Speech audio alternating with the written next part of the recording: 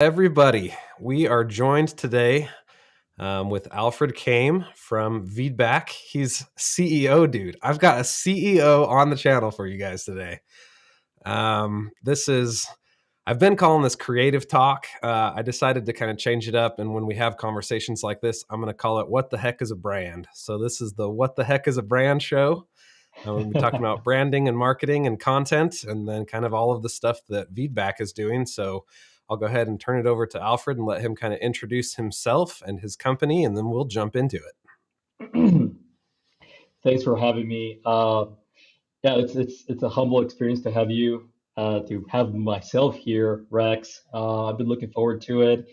Our we actually met each other through a collision, right? I believe I was on LinkedIn. I saw what you were doing, and I was like, oh, this is really interesting, right? And I think I said hi, introduced myself, and then I persuaded you to meet with me, right? So thanks for kind of letting me uh, force myself into your life, right? Yeah. But yeah, my name is Alfred. I am currently the founder and CEO of a startup company called Veedback. It's kind of like a play in words with feedback, but with video. So video feedback. And there's a great story behind that. But we're HQ, our headquarters. It's in Seattle. However, I was raised in Utah, and I live here in Utah. So I double down on three things in life, and that is the Utah life, right? What do they call it here? Life elevated, right? Because we got the best snow in the world. The mountains are just minutes away, hardly any traffic, and well, I don't know, some pretty cool people live here. And so this area right now is being called the Silicon Slopes area. The market here is the talent pool of people here is wonderful.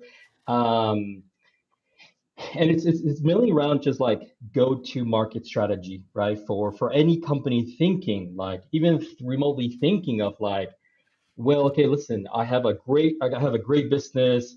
I have a great product. How do I get this? How do I get my product and my business like out, right? Yeah. Is exactly why a lot of companies like Facebook and the Snapchat, um, uh, all these Bay Area Seattle companies are coming to Utah, right? Kind of settles themselves here, and so yeah, I doubled down on anything Silicon Slopes, Utah. I am actually my family's from my network family, right? I got the humble experience to go through TechStars. That was a wonderful experience. I made some really good friends, and honestly, that experience was so personalized that I would suggest anybody to look into it. And number three, I believe that best ideas come from anybody, right? It doesn't matter who you are, where you're from, what's your background, whether you've gone through an Ivy League type school or you're self-taught, right? Best ideas could come from anyone, right? And I think Usually those not the Ivy ideas, League people too, right? right, right. But those best ideas, honestly, and when I see this, when I see like people who come with these great ideas to the table, right? It's because their background, their experiences shape them to be where they are today, right? And they're extremely passionate about what they're doing because they're fully empathetically and sympathetically bought into the how to solve big problems, right? Yeah. And that it's kind of like a little bit of my story. I think indirectly I've been working on feedback for all my entire life.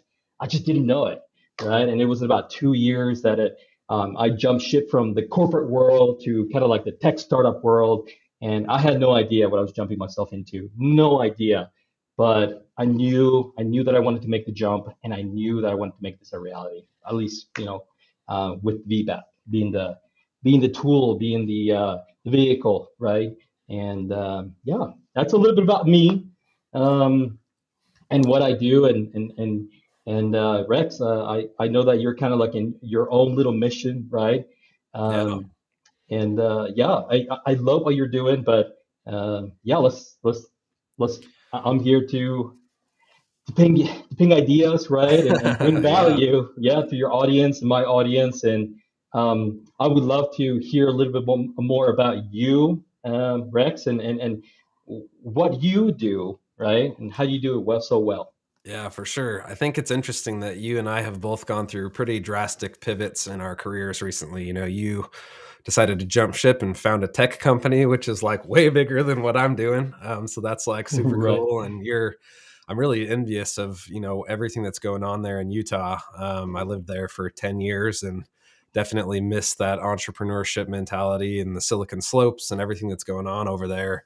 Is super rad and exciting. And I'm just like, life events brought me out to Missouri, and I'm still trying to figure out like why I'm here in Columbia, Missouri, but got to have faith that, there's a reason that I'm here.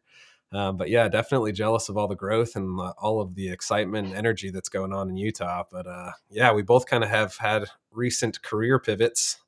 I'm a mechanical engineer turned, content creator and marketer and branding guy. So kind of a different world for me to get out of the engineering dungeons and out in front of businesses and in front of people. And, you know, kind of the tagline that I've been running with is, I help businesses become brands. So, take those, maybe it's a mom and pop business or it's a business that's been around that just isn't really a brand. They're not connecting with an audience.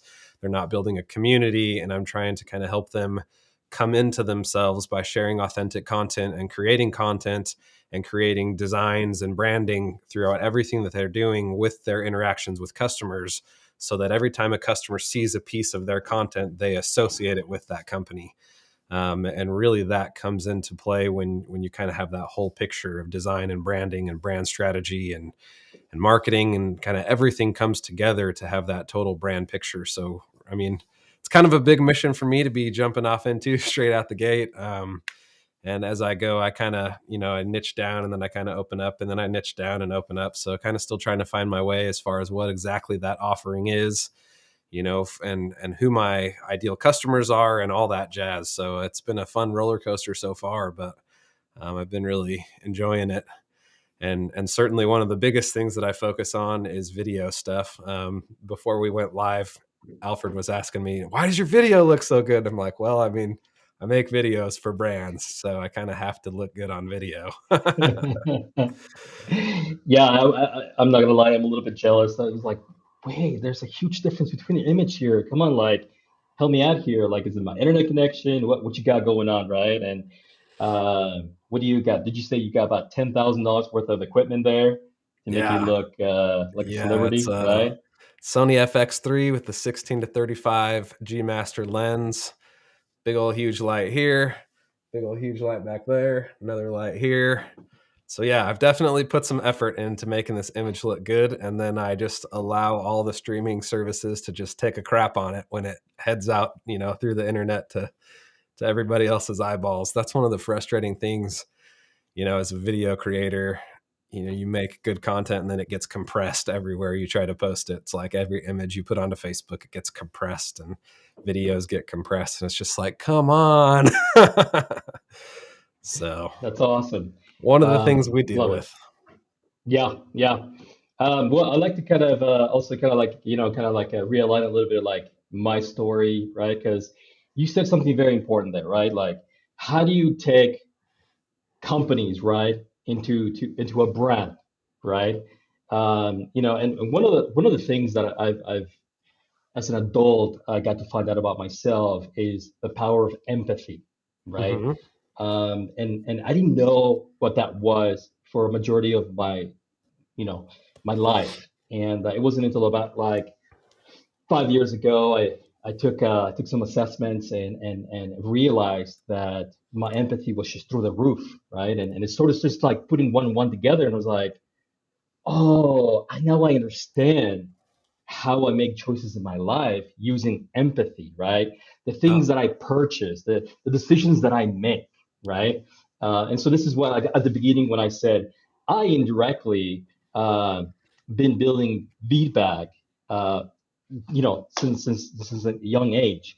I just didn't know it, right? mhm. It wasn't until like when I was about 10 years ago, 2009, I believe.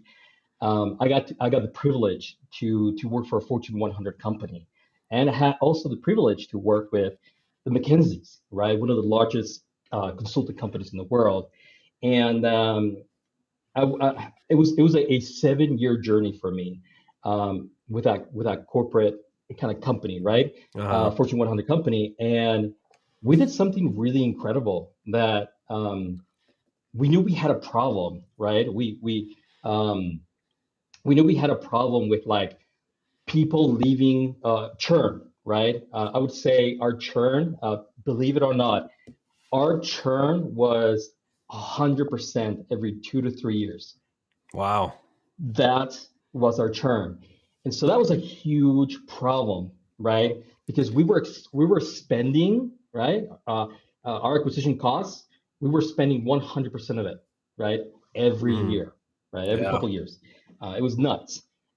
So we knew we had a problem, and it took a little bit of research, but we knew that ultimately the insight, the golden nugget here is we knew that we had more detractors than we had promoters for our brand, Hmm. right? And talk about, turning companies into brands, right? Um, People didn't see us as relevant, as real, as authentic. People saw our company as like, no, we're interested in making $1 off of you. We don't care. Just purchase from us, and well, see you later, right? Yeah. So once we were aware and we acknowledged our problem, it took us 2 years to figure out where we were in the marketplace, right? And we found out that yes, we validated that we had more detractors than promoters, and our score, like our company NPS score, was like -3. Horrible, horrible, Yeah. right? We had more people telling their friends and family, like, no, don't use this company, don't ever go to them, right? Yeah.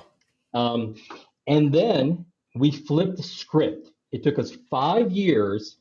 We turned that negative score of -3 into like a 65, right? In a period of 5 years, right? The result is that we double our $10 billion revenue into $20 billion revenue in those 5 years. It's Wow. insane, insane, right? Um, But what happened? What was that catalyst, right? Hmm. And it was that we simply empower and gave our customer a voice, right? And we did it through feedback. Feedback. That's all we did.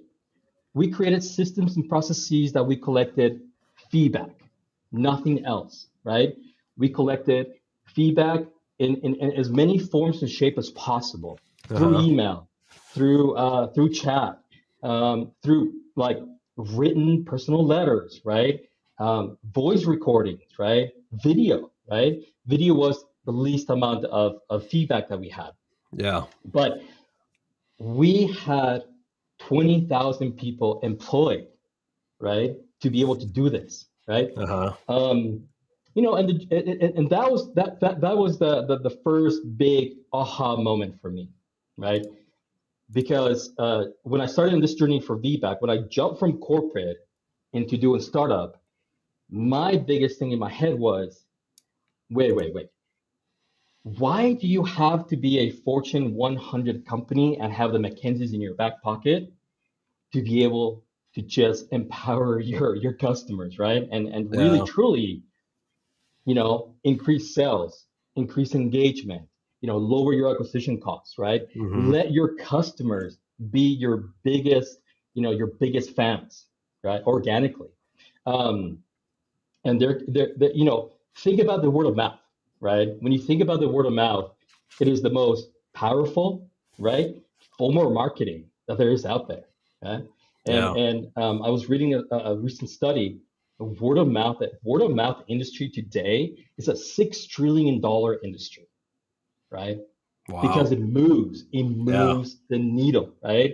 And I get to see that firsthand. But anyways, going back to VPAC, the idea was like, okay, why is this system, right, only reserved to the Fortune 100 companies? Hmm. Can we automate the entire feedback collection through automation and software, right? And not only just a feedback collection, but like possible, I mean, in today's day and age, probably the most valuable form of feedback, which is video feedback, right? Which is much more rare form of feedback as well. Exactly, exactly. And funny you say that.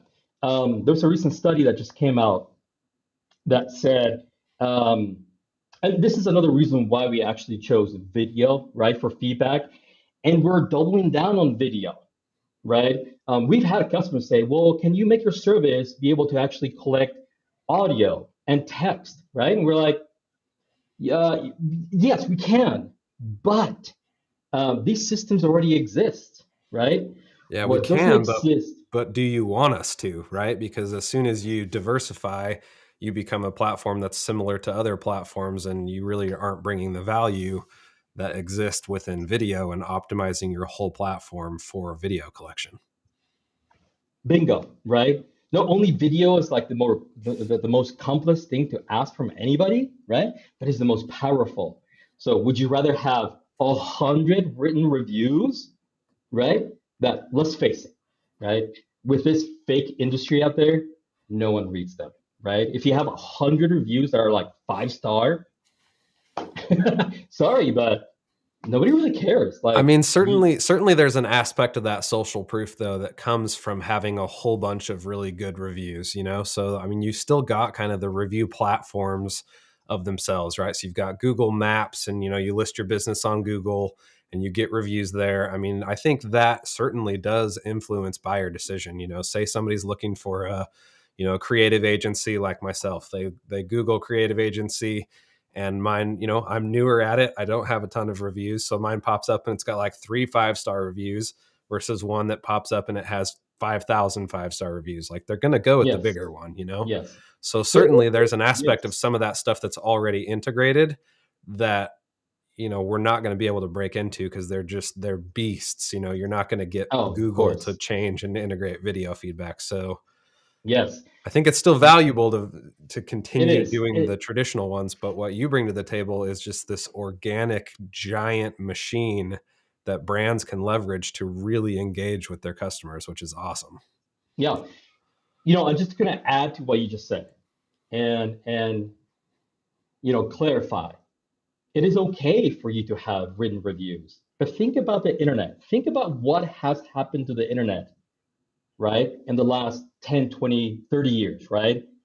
Um, we just started with just like a internet very basic that was just words, right?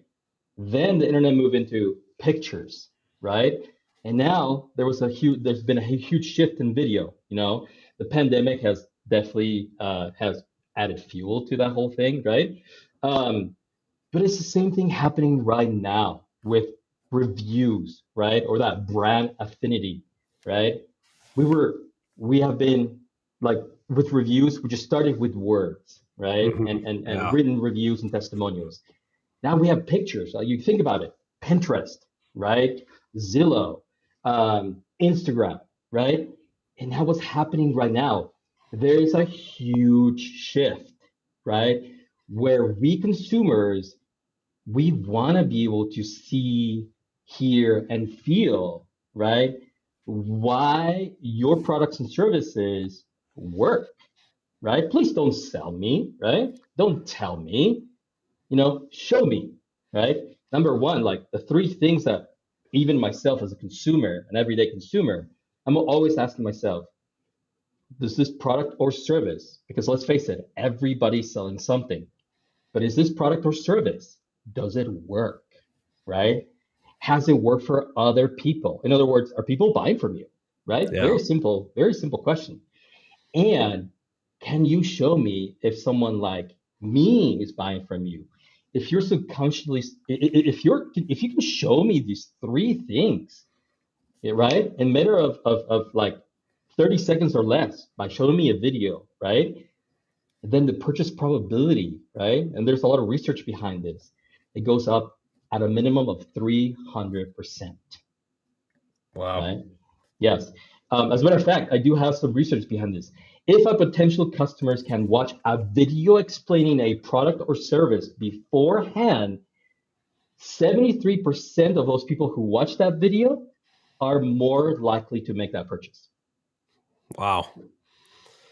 Those are good statistics for a guy that makes videos for a living.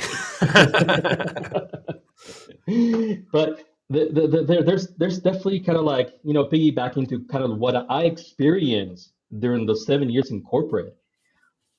Why does this tool only exist in the four Fortune 100 companies, right? With Yeah. a multi-million dollar budget for marketing and employing 20,000 people. So our goal here at VBAC, right, was two things, right? Um, Enable brands selling anything to automate and collect video reviews from their fans in one click, right? And then the second problem that we're trying to solve here is when you have feedback on your corner, um, brands or if you're selling or selling anything, right? Um, it was allowing you to actually own that digital right in a private, secure, and compliant process, right? Hmm. Because what happens when somebody, think about it. What happens when someone posts something really cool, a promoting video on Instagram, on YouTube, on Facebook, right? Who owns that content? Not the brand. Right. Not the brand. It's Facebook, YouTube, TikTok, right? Or the person who originated the content, Yeah. right? But can we make it stupid easy for you to engage? You're already engaging with your customers. You know who's buying from you. And even Yeah. if you don't, if you're just starting a company, right? Or starting to sell something, right? The first people that buy from you are your friends and family, right? Your Or people neighbors, that you right? know, or people that know the people you know, right? Right, right. And why not, right? Collect these promoting videos from your fans, right? So you have, full rights to monetize on that content, right? There's three things that a company, any business should focus on, right? Increase sales, right? Engagement and lower acquisition cost, right? And for all your social commerce needs, right? When we talk about social commerce, right? Think Facebook, think YouTube, think TikTok, right? They're all user generated content money machines, Yeah. right? So why not own that same process? The beauty of it with VBAC, right? Which it took us like a year, but what we wanted to do was we over engineer and over optimize, right? Our system so we can actually provide it or provide it for free, right? At no cost, right? Yeah. There shouldn't be any entry barrier, right? To get videos for your own business or whatever it is that you're selling, right? And then, right, for us at VBAC, the way where we think it empathetically is we don't want people to buy features or premium features that suck, right? Hmm. We're gonna be building premium features that rock, right? Yeah. So like one-click syndication and publishing to social media and your digital channels, right? Um, we leverage what's called machine learning to be able to identify who's your detractor, who's your Yeah. promoters, right? All while you're just collecting organic content from your fans, Yeah. right? One of the cool things, so when we had our initial conversation, you kind of walked me through the whole platform and how it worked. And when we got talking about, the revenue model, I'm like, well, you can't have a platform that's just free because you won't have a company. And when we kind of got talking about these features, it really made sense that if you're a smaller company or a smaller business that doesn't have a huge budget, like you're getting this awesome platform for video feedback for free. And if you have a little bit more time, you still get most of the benefits of what a paid customer on the platform would be getting. You're just sacrificing a little bit of your time to have to do it manually, right? and those premium features are really nice for larger organizations that have the budget for it. And, they get the analytics and some of that extra data that, for a small company, like, you're intimately familiar with who your customers are. You don't have customers that you don't know. You talk That's about good. like large organizations that don't even know who their customers are. But like when you're a small business, like, like me, like I have a phone call with every single one of my customers. So like, that's not a problem I need to solve. So you're creating a platform that really speaks to both of those audiences and has a product for each of them that makes sense for them, which I think is super awesome. It's an altruistic way of starting a business, just like giving it away for free. I mean, that's cool.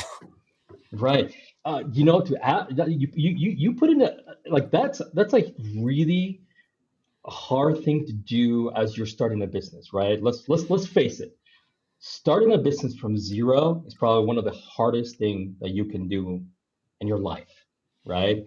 It takes a lot of like spirit, right? It takes a lot of passion, right? It takes a full buy-in, like I'm gonna do this, right?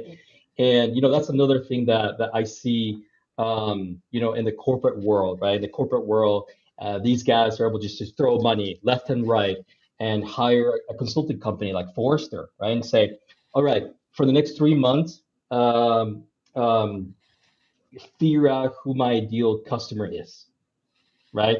But it will cost you $25,000, Yeah. right? To find that out. For somebody to tell you, oh, who's your ideal customer? I don't know. Is it Mary or Jenny or Dom or Johnny that lives in the West Coast between the ages of 20, 30, 40, 50, 60, right? Yeah. It's like a 5-page PDF that costs you 25 grand. Yeah, exactly, exactly. We already do that with VBAC, right?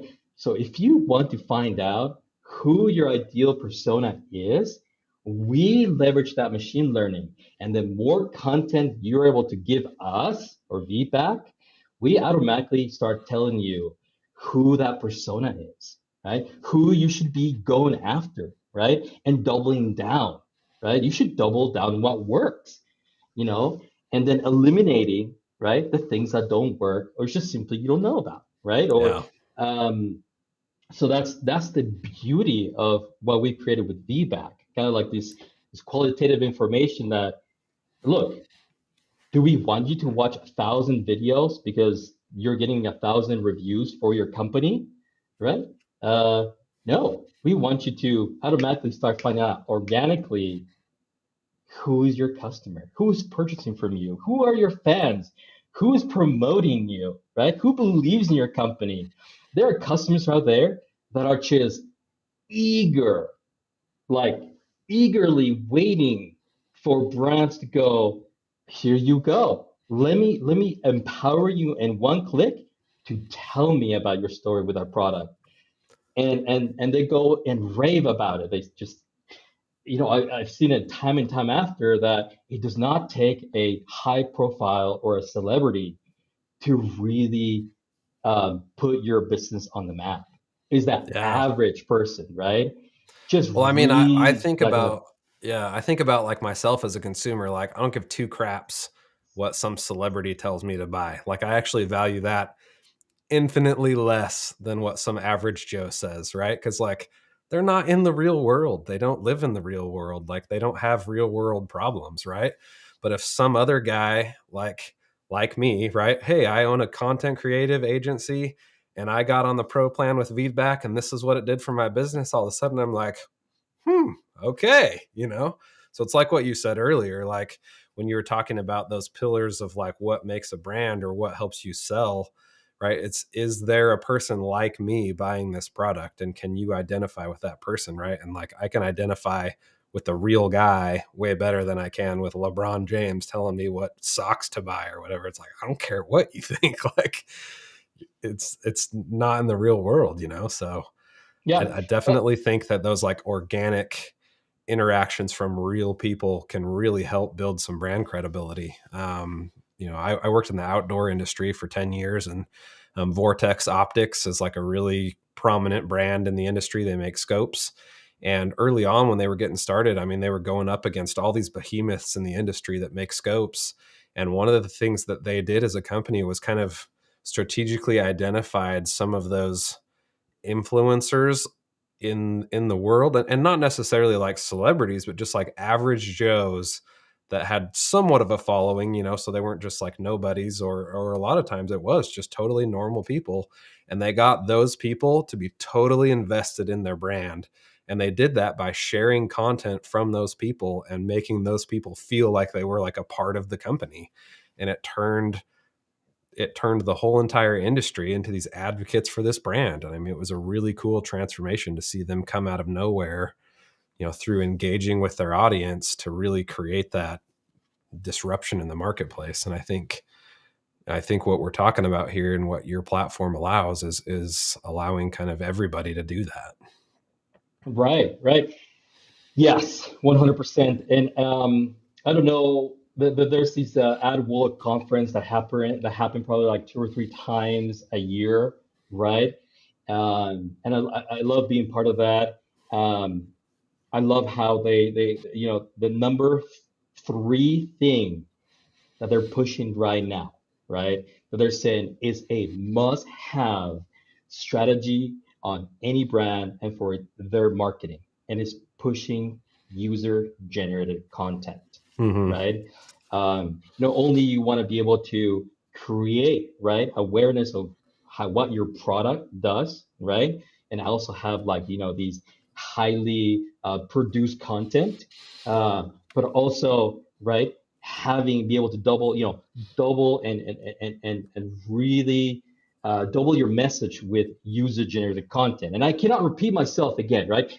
Very, very recently, I had this experience where, I'm always getting hit up with companies all over the place, from marketing to software development, buy me, they're trying to sell me stuff. And I remember one piqued my interest. I jump on a call with them and they pitched me, right? It was a good 20, 30 minutes. I liked what I was seeing. And they said, hey, yeah, look, let's move on to next steps. But my biggest question is for them. I was like, look, who have you worked in the past with, right? And they're like, oh yeah, we worked with X and Y and C, and this CEO told us that they loved us, right? And you changed our life, right? And the first thing I said, wait, are you saying that? Do you have a personal email, a text, something? Can you show Show me? me. Like, Yeah. show me, right? And I'll buy right now. Show me, I'll buy right now. You know what they said? Like, oh, well, no, we don't have anything from him. Like, well, now I'm just, I'm not sure, right? Yeah. Um, I mean, you know yeah, how easy it is to put a bunch of logos on your website and say, this is who we've worked with before. It's like, oh, big whoop. Like anybody can do that. I could you know pull what? I could pull Tesla's logo and SpaceX's logo and slap it on my website and be like, yeah, I make content for Elon Musk. Like it's total BS. Or you create content for a contractor who works for Tesla, right? You're like, Yeah. oh yeah, there you go. I swear, like if there's anything that gets my gears grinding, uh, is seeing that same stock picture of that same girl or guy with a testimonial, right? This is Charlie, and here's his testimonial, and he works for this company. I'm like, it's the same person all over the web. Like I see that guy and that girl It's like, what do you do? everywhere. Go to Unsplash and type testimonial picture and pick the first one that pops up. Like it's pretty I think funny. that's and then I think that's what's happening, right? And as soon Yeah. as I see that, you know how fast I'm out of their sight. I'm just like, well, okay, see ya, bye, right? Yeah. Um, Here's another statistic that was actually was conducted by Cisco, and this is their Cisco annual report, right? For their projections for 2022, which we're just right around the bend for this one, right? Yeah. It says that there will be almost 1 million minutes of video on the internet, right? And that is 82% of all. No, sorry, 82% of all in 2022. 82% of all consumer web traffic will be from video, right? Yeah. Um, Yes, and maybe it was more. I didn't capture like how many million like minutes of millions there is on the internet right now. But the Hmm. thing that I kind of wanted to highlight here is that 82% of all web traffic on the internet will be actually driven from video, right? You know, think about it: YouTube, TikTok, right? Reels, right? Yeah. Um, as a matter of fact, I remember. So Tim Cook was here in Utah like a week ago, right? Yeah. For that, And that summit you guys had.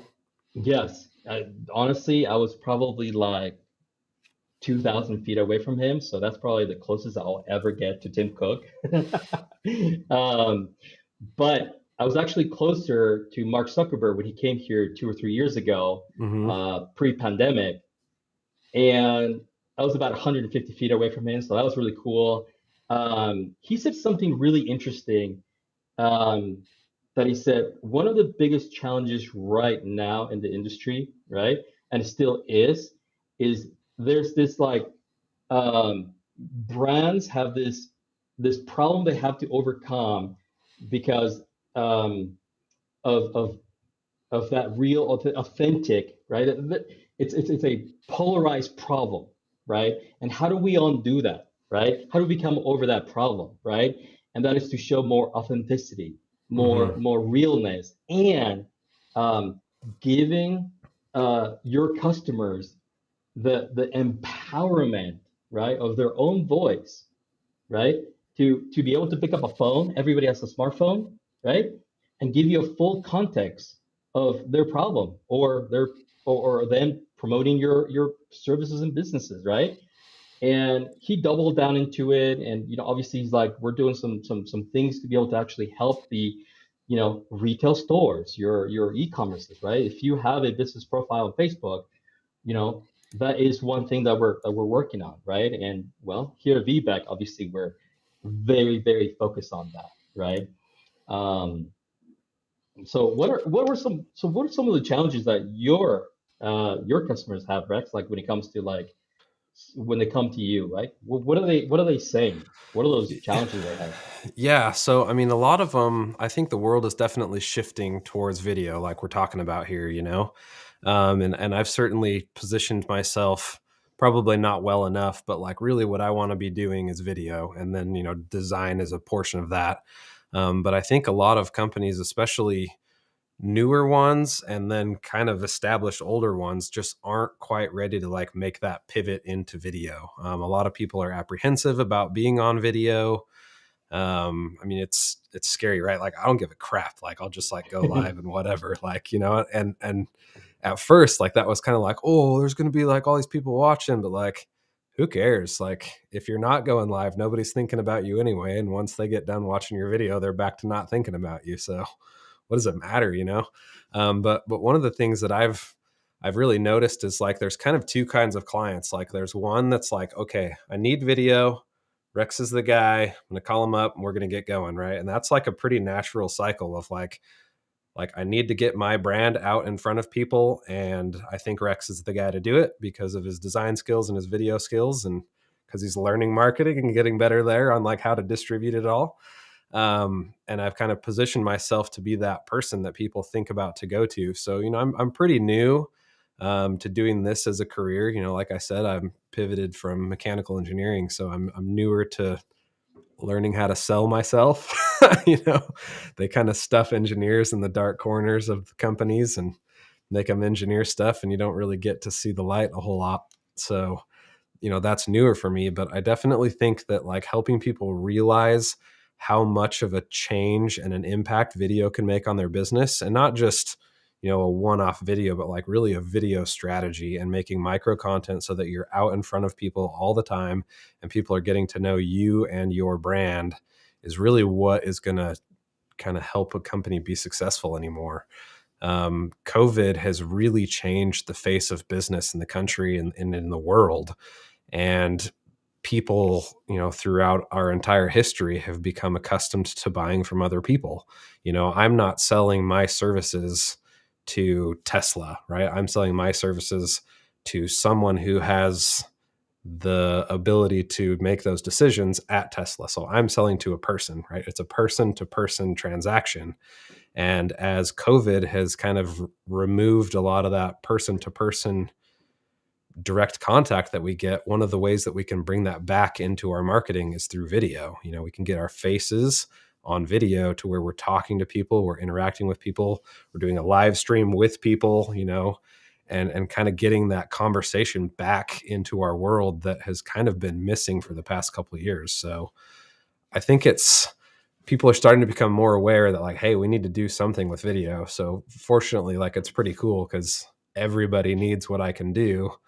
But at It's the same it's time, like, I'm only so big, and it's hard for me to have clients in New York and Utah and Arizona. It's like I can't be there. So one of the things I'm trying to figure out is like, is there some sort of a remote service or remote offering that I can help people with, so that I can still do my in-person stuff, but then I can do a lot of remote stuff too. That's not just design. I've been doing a lot of design work remote, which is easy, but video works a little bit harder.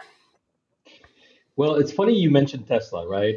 If there's one thing that I've been thinking about a lot, right, in the last three, well, 5, 10 years, right, is the other shift that's happening, right?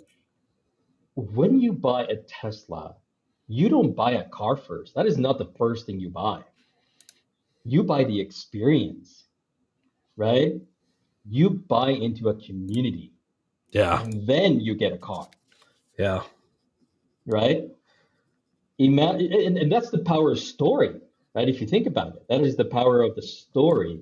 That can you imagine if you are passionate about your clients, if you're passionate about your service, if you're passionate about whatever it is that you're selling, but you build a story, an experience, and you're able to show it, right? I feel like everybody wants that, right? Oh, I want a story. I want to be able to show kind of like the journey of my customers and how they've, Mm-hmm. over time, right, are now our promoters, our ambassadors, right? Um, and that being said, right, that is also what I want to be able to unlock in the market. No, this is not just the Fortune 100 companies. This is Yeah. not for the McKinseys and Deloittes and Forresters. This is for all and everybody. You can now get your story going with your customers and build that experience and show it, right? Build your community Yeah. around it, right? Um, and Yeah. So I that's the shift. definitely, Go ahead. yeah, no, keep going. I mean, you're talking about that shift. Yeah. Keep going. Yeah, yeah. So, there's a shift of even myself, how I'm buying, right? And I have this shift mentality. A recent story, right? My wife, 3 days ago, she bought a pair of shoes from Amazon, right? And great reviews, right? Great written reviews. 2 days into it, my son just, wrecks them. And she's like, what? What? Right? So she returns them, right? Mm-hmm. Her sentiment was like, oh, right? This sucks, right? Yeah. I wasted a lot of time. Add into like, for those of us that, care about the carbon footprint that we have, right? It's like now I have to ship this back, right? Bad experience, sour mouth. Now I'm thinking about just going and buying something at the retail store so I can touch it and I can feel it, Yeah. right? It's just a bad experience, right? Um, and so, even right there, right? Like there's a shift of like, there's power buying online, but there's also power of actually seeing, right? And hearing other people's experiences. Yeah. I definitely agree with that. I think a lot of it is about positioning too, like people don't necessarily wake up in the morning, they're like, gee, I need to have a bunch of videos for my company. So for me, in my brand positioning, I'm definitely not like, I make videos for brands. Like, who freaking cares, right? It's like they don't want a video, they want a transformation of their business, right? So like that's Bingo. what I sell business transformations, and video is the main mechanism that I use for that. But then I also use brand strategy that you kind of have to have in place before you can even start making a bunch of videos. So it's like brand strategy and design and creative and videos. They're all kind of strategic or they're more tactical things, but really the thing that I sell is like brand transformations and building brands where people like want to be a part of, and they want to interact with, and they want to be on the team of that brand, you know? So I definitely think that, I mean, video's where it's at, man. And like feedback Yeah, and talking. interaction and everything, you know, I mean, interaction is key, you know, Yeah. everything that I do online is all about like trying to, like, just genuinely trying to make friends and like trying to meet people and trying to interact as much as I can. Cause like, I mean, I'm like in my basement by myself all day long. Right. So it's like, I just crave that interaction. And like, I love jumping on calls and meeting people, and like, I think everybody is kind of in that vein, and the more brands can kind of use that, and not use it to their own advantage, but use that to like build up society and bring people into their own missions and their own stories, is really where it's at, you know? Yes, talk about that transformation is so powerful. And, kind of, a lot of people always come up to me like, how do I break through the noise, right? There's a lot of noise right now, right? On the internet. Like, it's just really hard to break through the noise. Yeah. And, there's this like huge, I think the pandemic has like created what they said pre-pandemic, uh, the it's like the total, you take the total GDP of the United States, and it's something about like pre-pandemic was like e-commerce's was a collective 6% of the GDP Hmm. pre-pandemic, and now post-pandemic, it's like 10 to 20%. All right. And so we see this all like huge shift of things being sold online, right? But then the company is like, how do I break through the noise, right? And that is like, well, what's your story? Because the story is the most powerful thing you have, but you need to be able to transform, right? Use that digital transformation and leverage it and make your own story, right? Because that's yours. No one can take that away, and there are no two stories alike, Yeah. right? You may be selling the exact same thing out there, like for uh, what was the other thing that I was looking at? Um, like there's also like a lot of e-commerces going into or popping up for dogs and cats, right? And domestic Yeah. pets. Um, and that's a huge one, right? But how do you create your own story, right? That's yours. Nobody can take that away. You can go online and just copy all the ads out there and double down on like what Jenny and John, right, are doing, but you cannot take away, right?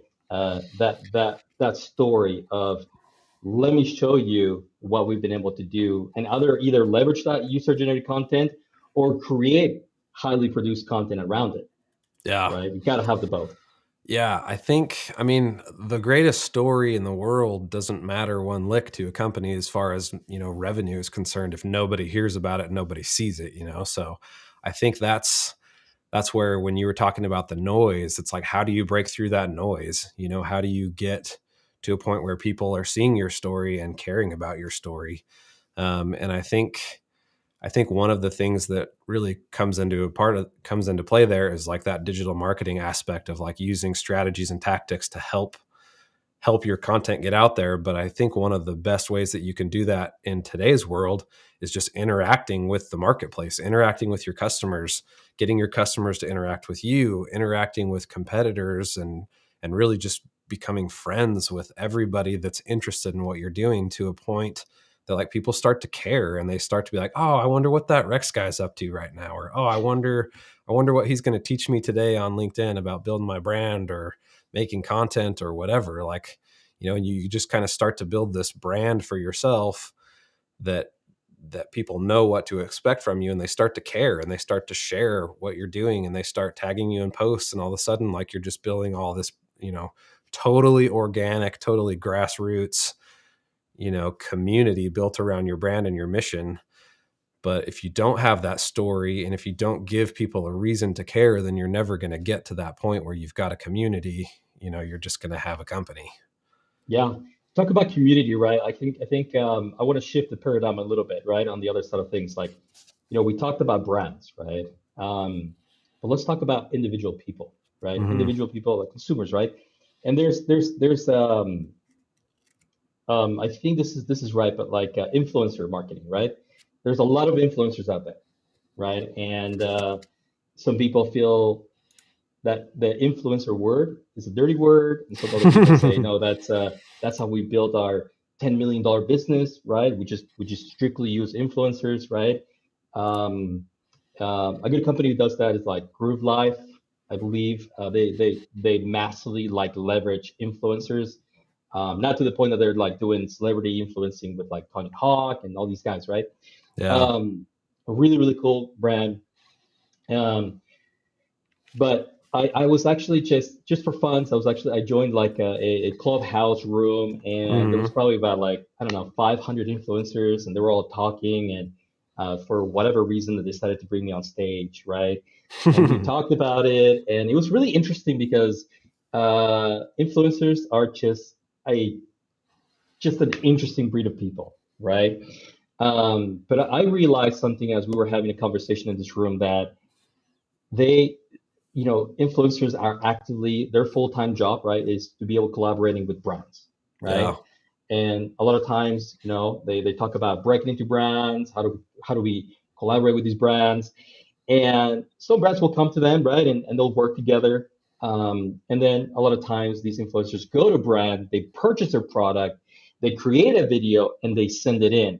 And they've always wondered, like one of the biggest questions that they had was like, well, no brands wants to work with me, and I don't understand why. And I never get anything. Like even though I've connected with like their executives and their CMOs and their creative content people, and there's a big reason why. And the reason why is it's a logistical legal nightmare, right? Hmm. And it's almost a form of a trap sometimes, right? It's crazy. But what's happening is influencers like I wouldn't say like this is the minority of them, but it's putting a bad image in influencers, and then they're sending content only to catch that company using that content with the compliancy, with the legal Mm. right, right? Yeah.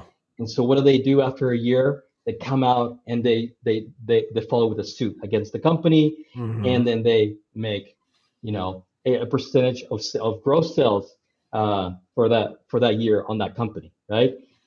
No It's like company. predatory influencer marketing. Mm-hmm. Exactly. It's crazy, right? And so that's one of the things that we work here at Veedback so hard on. Hmm. How do we make it, in a very compliant way for influencers to work with brands, right? And very easily, right? Brands can say, look, we want to work with your brand. We partner with Feedback, right? Whatever content I send you will all be, taken care of with, in a very secure, private, and legal manner where Hmm. the brand will have, right, that digital right to monetize, right, and use that content for their own commercial purposes.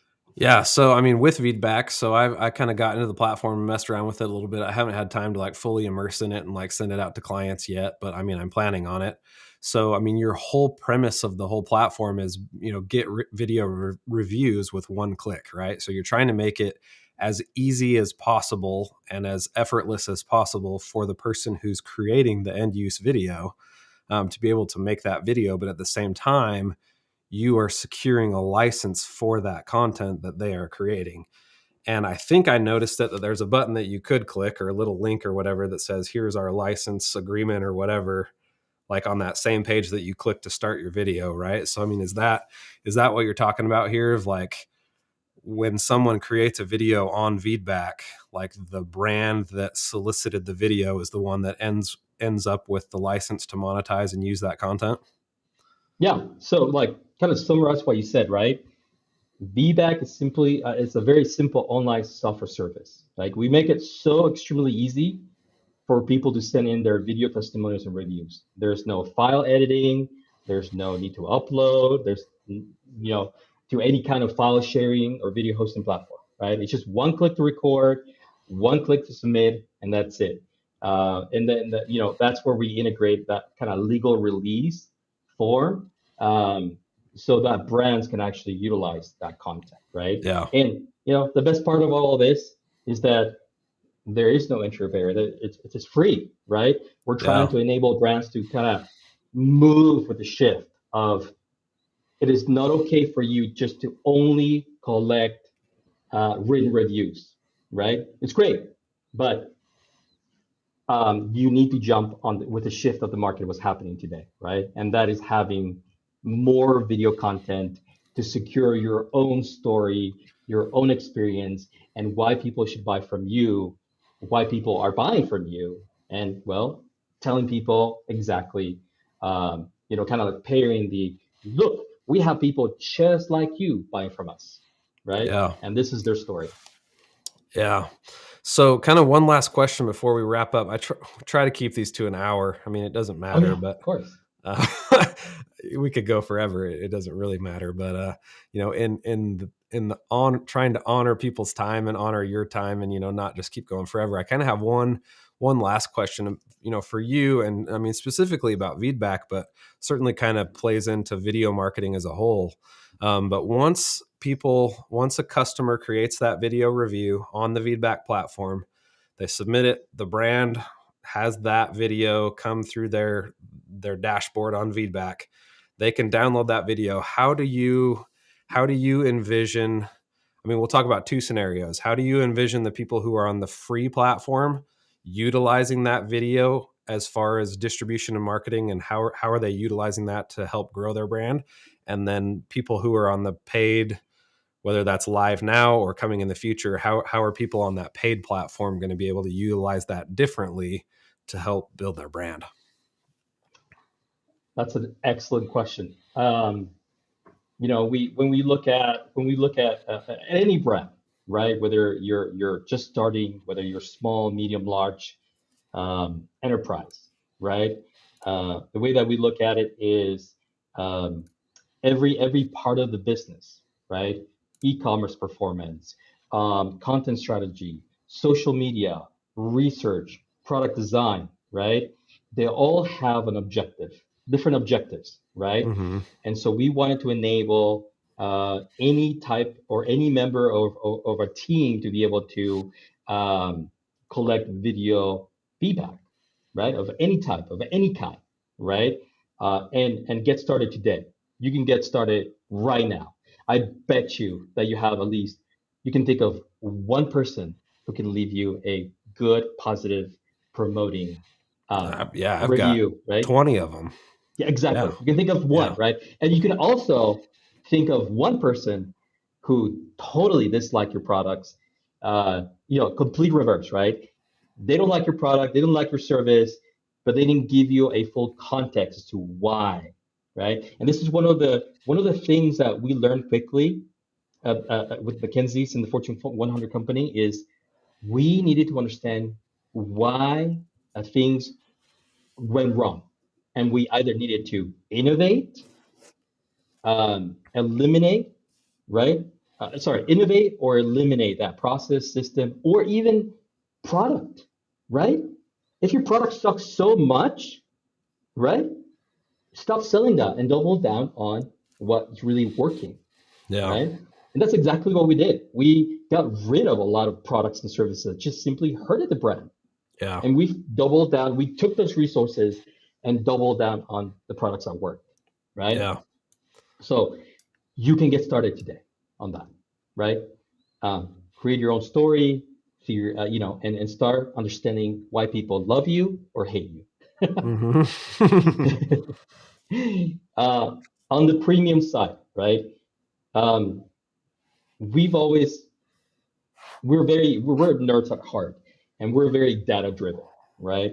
Um, and we want to make it possible for any brand, right, of any size, to be able to start collecting qualitative information, right? Mm-hmm.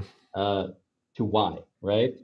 Because if we can start telling you, again, your ideal customer, tell you the keywords of why people love you. If they're promoters, if they're detractors, whether mostly they're female or male between the ages anywhere from 20 to 100, um, and start telling you, right, more about your company and your services and your products in a very organic way, right? then that's going to help you grow, right? Your Yeah. sales, your engagement, your user acquisition, lower your user acquisition. That's one. Two, you have content that you can monetize on. That's a pretty Yeah. easy one, right? And we made it super, super easy for you to be able to publish on your website, right, Hmm. with one line of code, or put it on YouTube, Twitter, Facebook, Instagram, right, including Google My Business. So yes, we're trying to break into retail, to those border stores that need all the help they can, right? Uh-huh. Um, so it's not just a e-commerce play. This is also for those mop pop shops, bakeries, Yeah. right? Yeah, because if you've got the video asset, you could certainly just upload it to your business page and it's going to live there. And people who land on your Google page are going to be able to see that. So Yeah. certainly I can see that application. And the last thing that we're going down, right? Like we will continuously work on what we call our recommendation engine, right? Hmm. The more you post, the more you get these content outside, right, to your social media, to your website, the more we can tell you which video, which content is really bringing you the most return on investment, Yeah. right? And honestly, because these, this content, it's yours. You can reuse it, right? And Hmm. think about it. With influencer videos, right? And rules, um, you have influencers also saying like, look, I'm being paid, I'm being compensated. So it's not as authentic and it's not as real, right? Hmm. But when you have people, right, really loving and your services, your product, and your brand, well, you can use that content for the forever, for the life of your Yeah. business. Yeah. There's no expiration, right? So that's the vision, right? Yeah, definitely. I mean, for me, like the lowest hanging fruit, right? Say I collect 10 feedback videos. I mean, it's just like you slap them on a little carousel or a little grid right there on my website.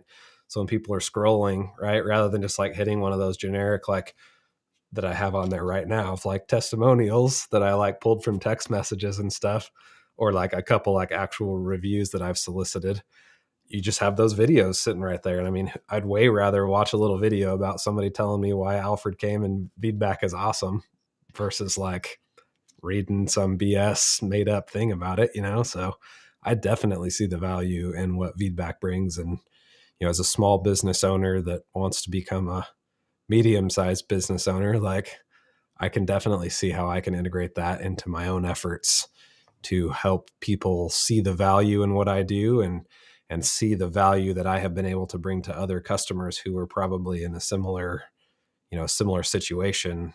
I mean, through other people telling my potential customers why I'm awesome rather than me telling my potential customers why I'm awesome. I mean, that's Yeah, a huge psychological shift. yeah. What better way of doing it? Like share, like, and we also have these tools, right? We made it really easy where we get it. We literally just launched October 1st of this year, right? Uh-huh. We Yeah. finally out of alpha, we're finally out of beta. We launched October 1st, and people sometimes like send me details. Tell me about yourself. And you know what I do? I just simply send them the videos from our own clients talking about us, Uh-huh. right? Yeah. And they turn around and be like, perfect, let's let's do business together, right? So we are eating out of our own dog food, right? Here. Uh, and we wouldn't have it any other way, right? Um, but that is the power of it. I don't have to sell anything. I never Yeah. have to tell anything anybody. I just send them the links to, we have, as a brand, I control who I share this content with. So Hmm. it's very private. There's like very unique IDs, like URL IDs that I can share. Uh-huh. And I just send them through email, social media, text, and they get to watch it in one click. No Yeah. login is required. You don't have to go to YouTube.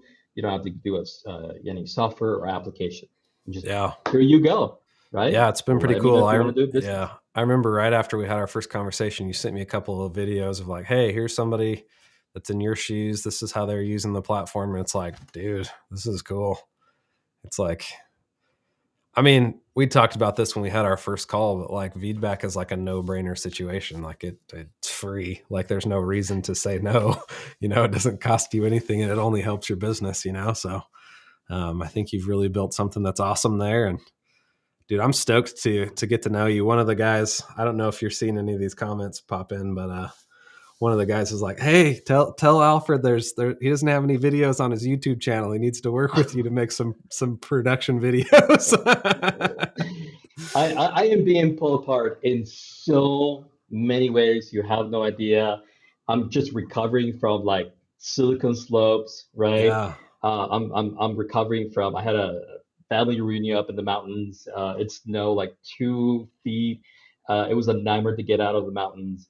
I'm recovering from all these things. And yes, we literally just hire a social media specialist to start yeah, doing what I need to be doing and pushing all this content to Twitter, to yeah, TikTok, to YouTube, Facebook, Instagram. Yes, yes, you're yeah, right. for I am sure. lagging.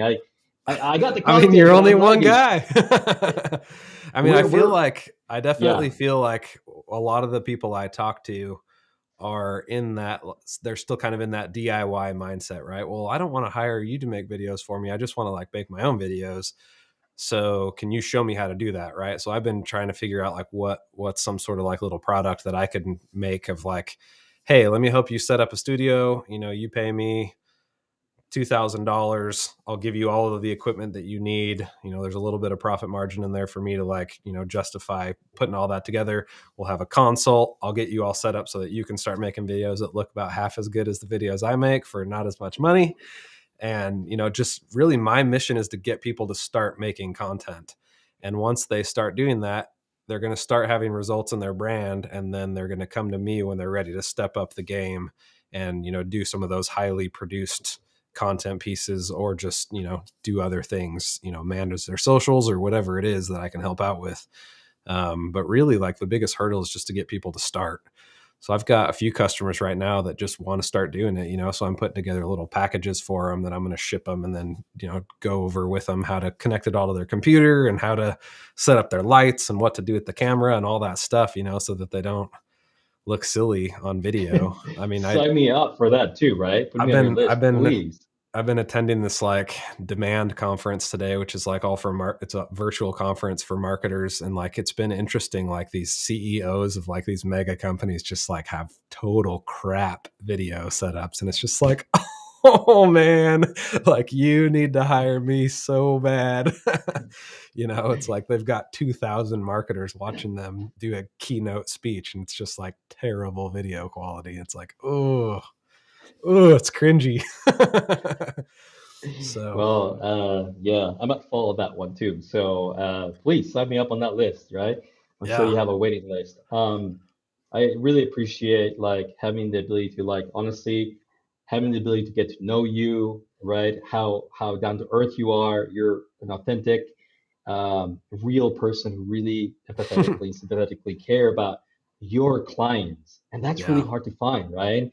Um, and I'm so humble again, right? By you having me in your channel here, and it's been really a really cool experience of getting to know you, starting to work with you. I know there's more that we can do together, yeah, and cannot wait to make some fireworks happen. yeah, Uh, man. I Yeah, love I'm it. excited where you're going, dude. You're gonna be like swimming in cash here in like 6 months. You're gonna be like, Rex, I need you full time, bro. Come on. Well, So I'm excited, man. that has actually crossed my mind many times.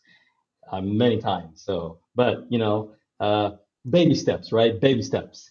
We can only go so fast. But yeah, we our intention is to really put this technology on the hands of everyone, right? Yeah, Not just Fortune 100 companies, not reserved for the Forresters and the McKinseys of the world, right? Anybody and everybody who is selling anything should be bringing more empathy to their brand, yeah. right? And if there's one thing that I love your LinkedIn. Oh my goodness, I love your LinkedIn thread. It's like content, right? Yeah. And I'm like, dude, this Dude, guy's it's amazing. so hard to keep up with it, but like, I care, right? I mean, certainly, like, there's a little piece of it that's like, okay, I hope that the right people are seeing this, so that when the time comes that they're ready to buy, like, they call me. And that's happened a couple of times. And it's like, oh, this content marketing crap does work, you know? But really, like, I just want to help people. And if I'm helping them and they're not paying me anything for it, like, great, you know? And then if I'm able to monetize that somehow and really, you know, take the help to the next level for a few clients that are, you know, recognize it and appreciate it, then great, you know. But it's been fun to kind of make some effort into LinkedIn and kind of go on that journey. So it's Yeah, cool to and hear I you say believe, that you've seen it and you appreciate oh it. yeah, So that's I good. really do. I really do. You know, and I think it's like it's that same number one message that, you know, I follow Gary V, you follow Gary V, right? And what is he saying all the time? Content. It's Yeah. all about that being empathetic, right? Yep. And content. Be a real human being, understand your customers, and give them the choice and power to really, you know, help you create this content, right? Yeah. Um, and that's the biggest shift, right? Um, and like he cannot repeat himself enough. Content, content, content. And I think you understand it. I understand it in a very empathetic way. Yeah. Absolutely, man. This has been a fun one, dude. It's been fun to like have a, you know, I try to kind of get a variety of different people coming on the show, and it's definitely been awesome to have you on. I mean, I think you have such a unique experience, you know, having formerly worked in a Fortune 100 company and kind of seeing, I mean, 5 years to like pivot a brand. It's like, whew, you know, I mean, that's a $1 billion problem, you know, like say you could hire an agency to come in and solve that in 6 months. Like that's $1 billion problem that they just solved for you, you know? So it's like, there are huge problems that we can solve with being empathetic and figuring out who our customers are earlier on and strategizing as we launch our brands and just kind of going about it differently. And I think your experience, I loved hearing that story. That was kind of, it was really cool. Just kind of hearing about your experiences within that Fortune 100 company and then kind of launching out of that and trying to take some of that stuff that you learned and be able to just altruistically give it to everyone. It's really cool, man. I think it says a lot to your, you know, your character and your empathy. So that's awesome. You know, I want to wrap this up because I know we're a little bit over, but I've been holding back on the secret sauce, the golden nugget The golden that nugget. Here we the go. golden nugget. I save it for the end, right? And this is the secret recipe to why we went from $10 billion to $20 billion in revenue in 5 years. Okay, here it goes. Very four simple steps. Four. Number one, listen to your customer. If you don't have a way to listen to your customer, it ends right there, right? Two, own their problems, right? What is happening? Like, what are the problems that your product and services are introducing into your customer base? Mm-hmm. Own them, right? Three, deliver with confidence, right? Meaning, what are you going to deliver back to them, right? You listen to them, right? You empower them. They tell you there might have been a problem. The three, uh, deliver back a solution, Mm-hmm. right? The fourth, this is the moneymaker. Exceed those expectations. Create wow moments. And a lot of times we thought at the very beginning that it was, oh, we got to give them a free product or we got to give them a huge discount. No, it was about empathetically listening to their problems, deliver a solution, and then on top of that, you know, put exceeding the expectations just which is 1%. So if you're delivering that solution at up to 100% to their satisfaction, Mm-hmm. creating a wow moment only takes 1 more percent, 101%. And a lot of Yeah. times it was a thank you, right? Hmm. Yeah. A lot of times it was very, very small. I'm here for you, right? What do you need today, right? And finding a very small way to exceeding those expectations, Yeah. right? And that is the wow moment. That's creating that wow moment, right? And that's exactly what we're trying to enable companies to have. Mm-hmm. Because if you don't know about it, there's nothing you can do about it. Yeah. Dude, that's really cool. I'm gonna have to snip that one out and turn that one into a little video to share. You have no Or idea. just get people to watch to 1 hour and 14 minutes of the live stream so they can hear that gold you nugget at have the end. Yeah. yeah, you have no idea how much, like, it was like every day we had to stand up there as a team and literally memorize these 4 steps and say it out Yeah. loud, right? Yeah. And we would just play role, right? But every day that has been burned burned into my mind, Huh. right? It's a very, very simple equation, but once you apply it, Mm-hmm. it becomes easier and easier and easier and easier. And then it becomes just so organically, like Mm-hmm. you're building products and services that create promoters. Yeah. With that 1% of extra effort. That's it.